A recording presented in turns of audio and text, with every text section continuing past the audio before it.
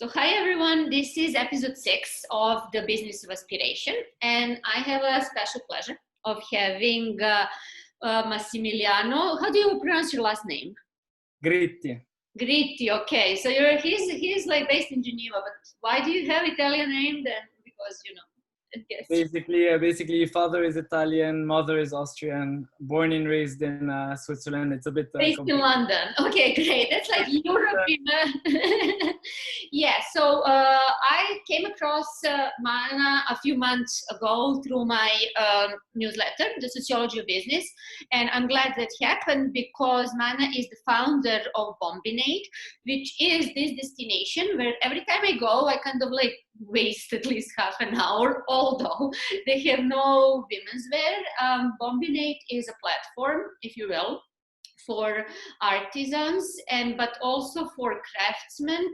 Their values are to focus on high quality craftsmanship and sustainability, and they have really high-end products, everything from furniture to art to menswear to accessories, bags, shoes, and so on. And it's very highly curated, I would say, which is something that Bombinate is working towards. And this is the reason why I wanted to talk to Mana first about his journey to start this website, and then also about overall how we as consumers are changing our relationships to objects. For example, you have a person who's going to go to Starbucks and buy a coffee, and then you have a person who has the entire like artisanal coffee filtering drip set up in their kitchen, and they're going to making coffee an entire ritual, and they're going to spend an hour doing it, and then the entire taste regime comes around that. And why is this relevant is that these different levels of taste among consumers have direct implications of how brands are built and how brands are talking to consumers. So with that setup, I'm going to turn it over to Mana, and I would love, Mana, to start, if you don't mind, with your road trip story, which inspired me to have this conversation in the first place. So welcome. So Bombinate started a couple of years ago in 2015. The idea came during a lifetime road trip that me and my co-founder did.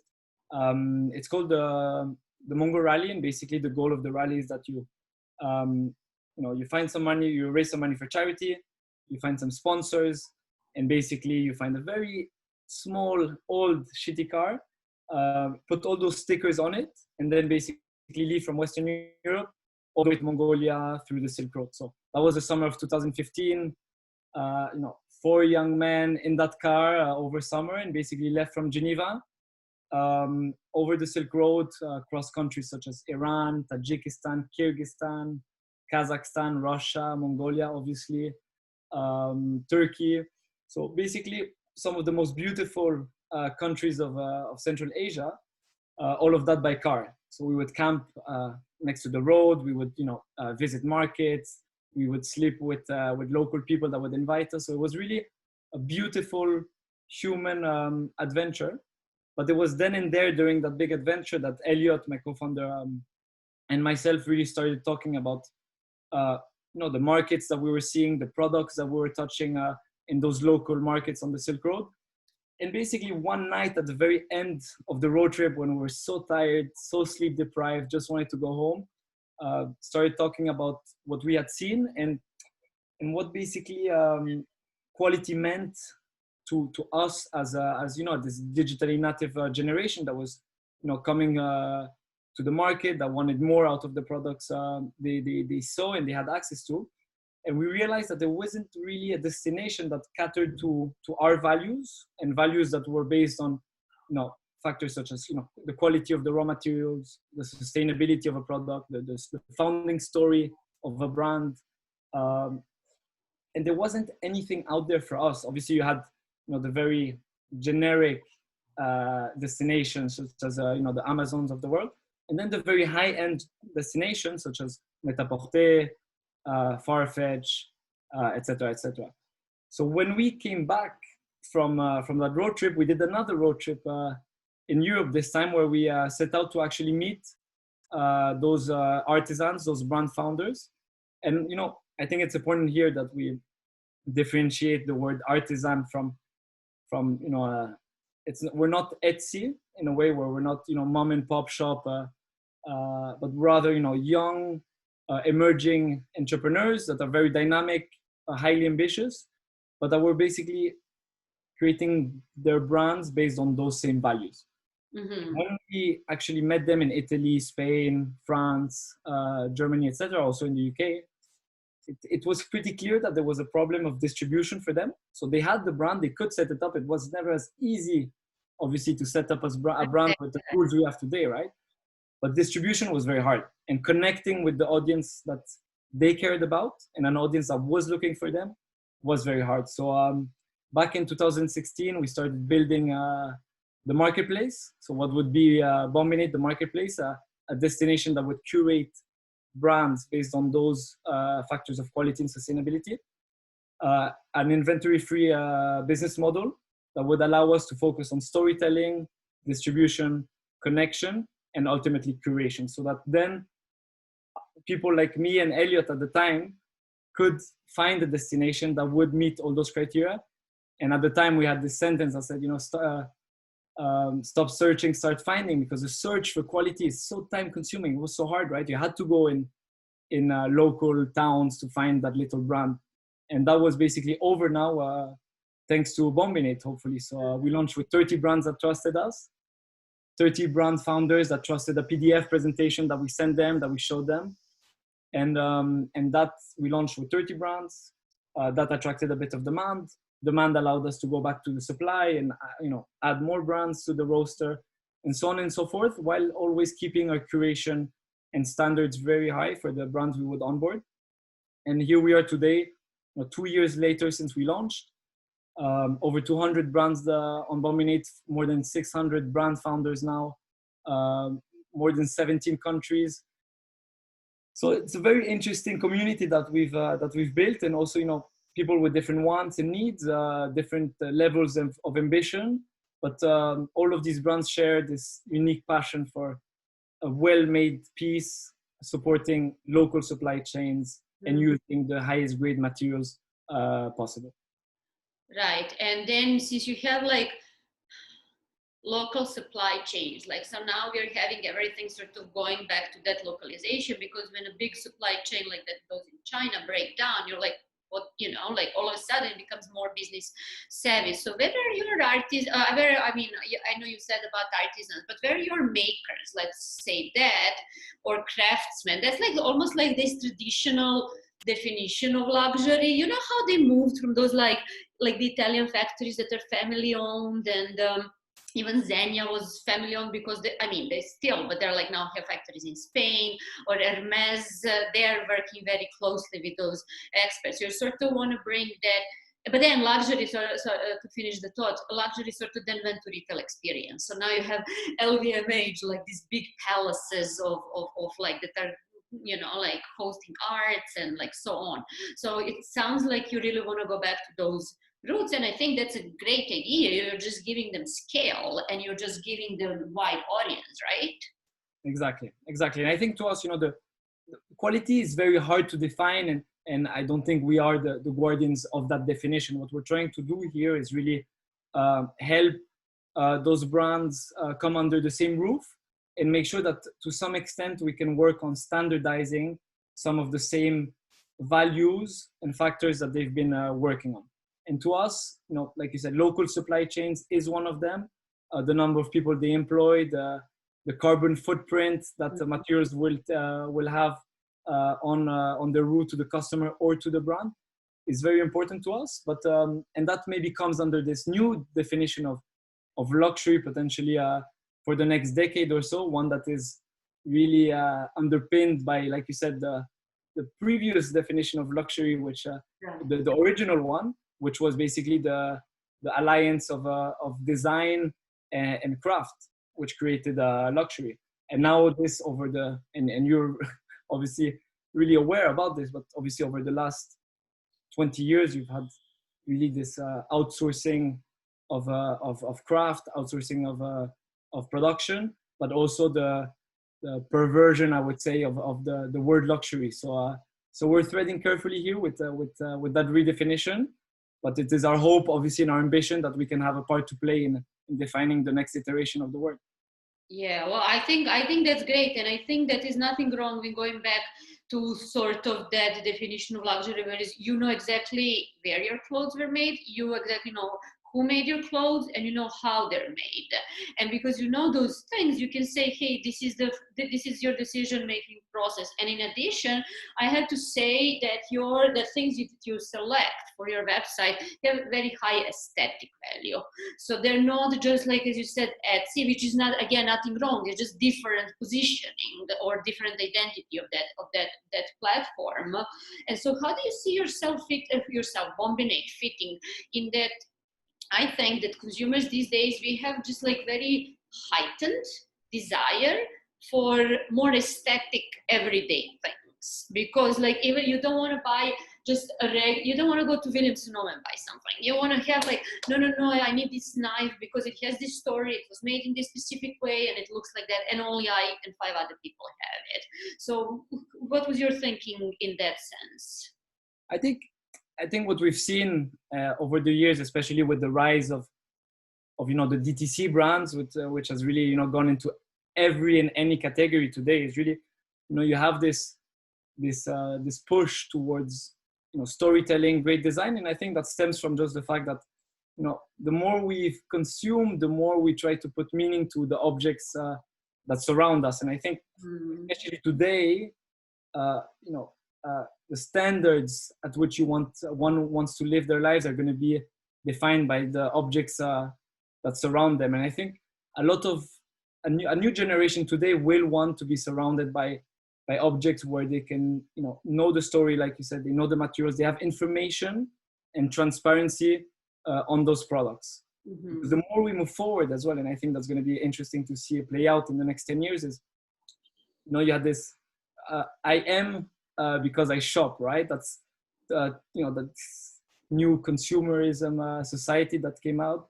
And like you said in one of your articles, today people want to be defined by not the products they have, but the knowledge they have of the products they wear. And I think that's going to be very interesting. And if we can provide transparency and visibility into that fragmented supply that not always knows how to tell their stories in the best possible way, then we can also, help that generation of consumers understand better where the products are coming from, and also make informed decisions about the products they want to surround themselves with.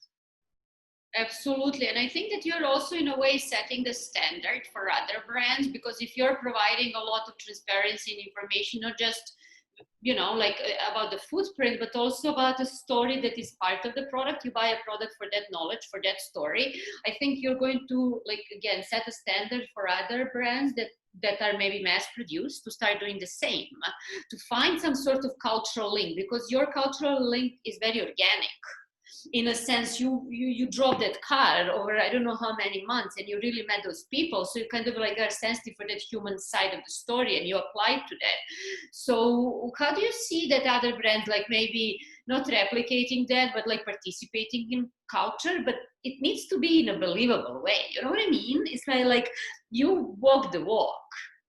Exactly. So, it's a hard one, and I think some brands are beyond the point where you can catch up, and a lot of those big luxury houses have always managed to reinvent to some extent their stories to stay relevant. But I think you have a very savvy customer today that doesn't fall for that and knows exactly with social media, with the internet, you have visibility on the past, and you have very clear transparency on what's happening. So I think the standards are becoming very high for what brands need to be achieving today, and it's almost unattainable to be perfect, and we know that, and I think that's okay, right? It's going to be about really making sure that one can tell its story to its best capacities, and can ensure that they can also unfold and unlock some of the more granular pieces of information from their supply chain, from their materials, from their story, and that essentially at the end of the day, maybe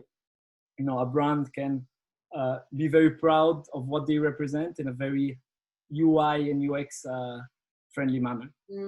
Yeah, I agree. I mean, your site is unbelievably like sort of slick and easy to use, and that's where what gets me to the more operational side of this conversation, which is there is a certain aesthetic in mass production. So you see like even that with Apple, that like very standardized IKEA, even modernist furniture of the 50s, that was the response of like, how do you make like Bauhaus, how do you make design more accessible to people? And then with the car design, so there is this mass production aesthetic. But then there is a DTC aesthetic which looks also very mass produced. And I'm glad that you're not following the DTC aesthetic that is like tapping in the same desire to have like good aesthetic life around you and to define your taste, but you're sort of like doing your own identity work. So that's one for your destination. And then the second question is, how do you select products? How do you know what's on brand, what's not on brand? So in terms of, I think in terms of, for the first question, in terms of the aesthetic, for you, it's been very interesting because obviously as an umbrella brand, we represent, like I said, 250 brands today. It's how do you go about defining your own brand without just being the sum of all the brands you have? Because it's true that, while there is a certain aesthetic that prevails, the aesthetics vary incredibly widely. Like the variance is huge. So it could have been a risk for us to define ourselves just by being the sum of our brand's aesthetics. And so I think for us it's about finding our own perfect positioning here, and really making sure that our aesthetic is one that welcomes others, but that also is well defined, so that the platform is recognizable and the platform is a brand in itself. That's definitely the goal for us. I think in terms of the second question which you asked, which is very interesting, is how do people come to us, and this generation of consumers that want quality come to us because they know they will find products that have been vetted, but also that there's a certain aesthetic that they can count on. And when do we say no to a brand that meets all the quality criteria, but not the aesthetic criteria? Obviously, that's very subjective. And we've decided to go down the route of the managed destination, the curated destination. And so at the end of the day, we have to be subjective with the brands we bring on board and the design we want to bring on board. But at the beginning it was very bootstrapped. It was me and Elliot choosing the brands we liked for our taste, and obviously that has expanded as the company has expanded. But we try to always be very as objective as possible with the brands we want to bring on board. And at the end of the day, which is very interesting in terms of a product that was born from an online brand, is a lot of that aesthetic is really linked to the quality of the e-commerce pictures, the quality of the lifestyle pictures, the description. So even having that information will already bring a brand stand out of the pack. Mm-hmm. Because I think to you it's going to come as a surprise, but the majority of those brands that we speak to and that we have in our funnel don't have the same priorities that the top DTC brands have, or the means to shoot their own pictures, the means to do amazing lifestyle photography. So it's already very rare to find those that meet those criteria, and already they stand out and already they're eligible to join Bombinate. And if not, then we work with them hard to really make sure they can improve that, so that in 6 months or so they can join the platform. Got it. So basically they shoot their own photography because it seems very consistent. They shoot their own photography, which is crazy, but that's also the work of the curation, of the vetting, to make sure that everything aligns with one another. But it's true that they're very independent, and that's always been the goal. We don't want to be a logistics company. We don't want to be a marketing agency or a design agency for them. Our goal here is to tell a great story, unpack the values of a brand, and make sure that we can present it in the best possible way to our community.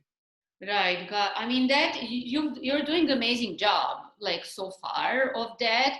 And I think what you just described is the difference between aggregator and curator, because Amazon is an aggregator. So it's kind of like you know, and you said whatever meets the quality, and you have a set of criteria, but it does sound like you do have a brand filter, like what you as a Bombinate stand for, but Oh, also not just ethically, but also as aesthetically, and then you filter through that. I think that's a new model, and I don't honestly know, because you have those like other aggregators like Mr. Porter or Net-a-Porter, as you said, but they don't have those like brand values front and center. They're no, again aggregators. So I think this is a new model, the curator model. no, and it's the what we call in our space, you know, the vertical marketplace. So, you know, Farfetch, as an example, is going to be a very horizontal marketplace, I would say, in the luxury space, because obviously they will aggregate all the luxury brands as long as, you know, they fall under the category of luxury, whatever that definition might be today. Our goal here is really to restrain the amount of categories, restrain the amount of brands that can be found, to really provide very clear value. And instead of being horizontal, we are vertical, because we want to really focus on not vertical on a category level, but vertical on a value level. So vertical on quality, vertical on sustainability, vertical on local supply chains. And that's the value we want to provide. We don't want to be a men's destination, but we want to be a destination for men and women who care about quality. Yeah. I mean, you're already doing that very successfully. Do you have any plans for global growth, or like what is your next growth stage? I think to us, you know, like we've covered some very interesting aspects of what the platform can be. I don't think we're necessarily today meeting some of the high, you know, the ambitions myself and Elliot have for the company. So there's still a lot of work to do in terms of making sure that the customer, the Bombinate customer, understands the value we're providing. And like you said, you know, as curators, we need to explain in a very clear way how we curate, how we select, because that's the value we give. Exactly. There's a lot of work to do that. But for us, I think more than global growth, it's about making sure that on a brand per brand level, on a supplier per supplier level, we can make them grow, because as a platform, we're so dependent by these brands and how they work and how they grow. But if we can be an instrumental part of that growth, then it benefits us and them as a community in a very high impact way. So now we're looking at more than, again, diluting our sales on the whole marketplace. What we want is really to dive into each brand more and more and become more and more of a partner for them as we grow with them globally as well. That's definitely possible. But for now, it's about making sure that each supplier finds the value they need on Bombinate. Right. I think this is great, because instead of you can just add new brands. That's like the easiest way sort of to grow. It's like add new markets, and like just spend money on awareness, and there you go, you know. But it sounds like you're really like growing slower but smarter in a sense, because you're becoming a strategic partner, as you said. And when you're becoming a strategic partner, you have more say in as you grow your brands, you grow with them. Like the tide lifts all boats. That sounds to me like what you just explained, because in that sense you can be also strategic in also what product categories you want to add. For example, or if you want to elevate, you see potential in a brand, and then can elevate a little bit higher or diversify the line to luxury, and maybe that's more premium. So I think it's much more of a luxury growth model, because luxury brands have that growth challenge. You don't want to grow too fast. And I mean, now you have mass conglomerate, so it's a different game. But before is you want to keep that sort of rarity in a sense, but also grow in a way. So, and also you'll be probably able to inflate prices once you have a very clear idea of who your audience is and how much they're willing to pay. You don't need to sell one category of products. You can have that sort of diamond pyramid model when you have. Exactly. I think, you know, what's important to us is on the both sides of the marketplace, we really want to make sure that the value to the customer and to the community is as clear as possible. And then on the supply side, we want to make sure that, like you said, we're building this ecosystem. Bombinate is the connecting node at the center of that network. and that we over time can provide more and more value to those suppliers, should it be with distribution, but also potentially with growth as well on the platform. I said we don't want to be a logistics company, but there are some ways in which we can aggregate a lot of those services under the same roof and provide value back to the supply. There's an infinite amount of financial services as well. That's something we're looking at. All the suppliers, especially during this time under the crisis, have been extremely stretched beyond what some of them thought was possible, and that has only elevated our mission to really support them and provide them with value when they need it. So I think it's going to be very interesting to see how the next 6 months go in terms of us making sure that we can build more flexible, more nimble products for suppliers, so that they can manage their partnership how they want it on Bombinate. Absolutely, and I think there is so much room to growth, and that's why I was sort of inspired to talk to you, because you have a new business model. Like don't have like another side that aggregates this. You have a business model, because you are also helping, as you said, with finance, with product experience, clearly with merchandising, also with visual merchandising at the end of the day. So you're going really, if you want, upstream and also laterally, and I see also big opportunity for partnerships between those brands, and especially if they're small, what resources can be shared and what resources you can, and exactly, it's a matter of products, it's a matter of intellectual property products at the end of the day that you are giving. If one day, we as curators of brands that only work with the best workshops in Europe, use the best local supply chains, also aggregating that information and potentially giving it back to new entrants, but also to sharing that value across a very tight community of brands could make sense, because like you said before, it elevates the whole pool. So finding some solutions around that is something we're also very interested in. Absolutely, and I mean we're going to wrap up here. What it reminded me is like how Hermes is doing. They're investing in schools for artisans, because those craftsmen are dying off, and also it's like their process is like they have an expert and they teach the next generation, and that takes forever, but that's how. And if you kind of create that also educational levels of some of those crafts and ways of making things survive, that is another very notable goal. That is a decision making for consumers, I'm guessing. Hopefully one day, yes. That sounds great. I'll put money on you guys, like anytime. Anyway, thank you so much for this conversation. It was very inspiring. Thank you for having me. Thank you. Bye bye. Okay.